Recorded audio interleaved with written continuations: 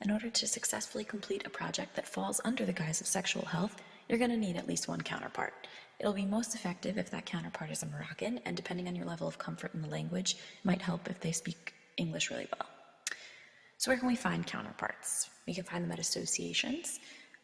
We can find them at health centers with proper authorization.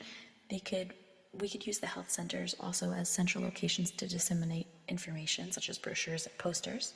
It's also a good place to search for qualified, motivated individuals within the community who will assist you. You can also go to cooperatives like the Netties, and these are providing a place or an audience and also community volunteers. We can go to schools. Obviously, before you begin teaching about CETA in the classroom, make sure the school director approves. But once you have permission, take time to design lesson plans that are age-specific. Some places to ask when you aren't necessarily in sight for help are at regional offices, both OPALS and ALCS, as well as at any Red Crescent offices. Here's the link to Red Crescent health-related programming in Morocco. Once you have one or a few counterparts, the most important part of your job related to your event or club is just beginning. You have to work to prepare your counterpart. Even if they're a doctor, even if they've worked with Peace Corps before, even if they're really, really brilliant, and even if they speak impeccable English. They're about to talk about really sensitive topics, and it is important that they know what to expect from you and from the event, and that you know what to expect from them. The most important factor in prepping a counterpart is making sure they're comfortable talking about what may appear to others as, quote, hashuma topics.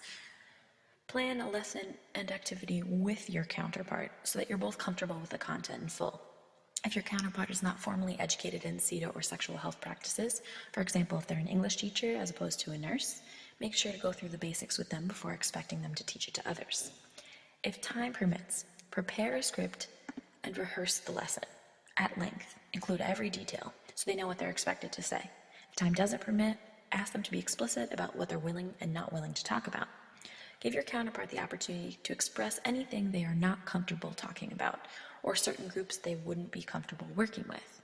For example, they may not want to work with the opposite sex or older or younger audiences. Discuss the importance of proper translation. If you're working in multiple languages, you don't want your counterpart, quote, toning down the details when translating. Also, create a phrase between you two that you can use to let the other know that you're not comfortable, don't understand, or don't agree with whatever they're saying. One that works really well is, "What was that? I didn't hear you."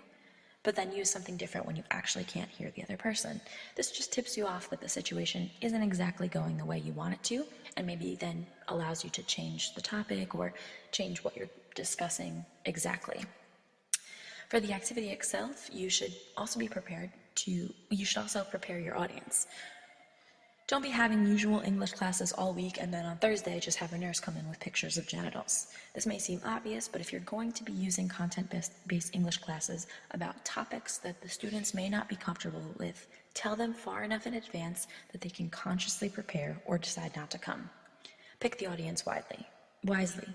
Peers in similar social positions will be more often open to discussing things openly. This will help also make your counterpart more comfortable if their audience is comfortable. Always keep comfort in mind.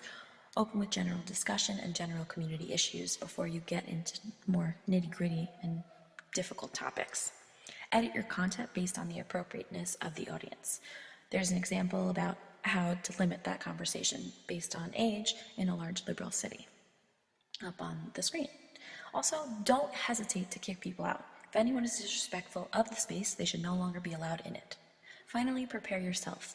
Beyond the questions we discussed in an earlier video, try to think about what you might do if things go horribly wrong. For example, if the conversation spirals into homophobia or racism. Plan how you would get it back on track, how you would be able to protect people in the room who disagree with that particular understanding, and how you would still make it a valuable event. This is the kind of thing you should also consider discussing with your counterpart.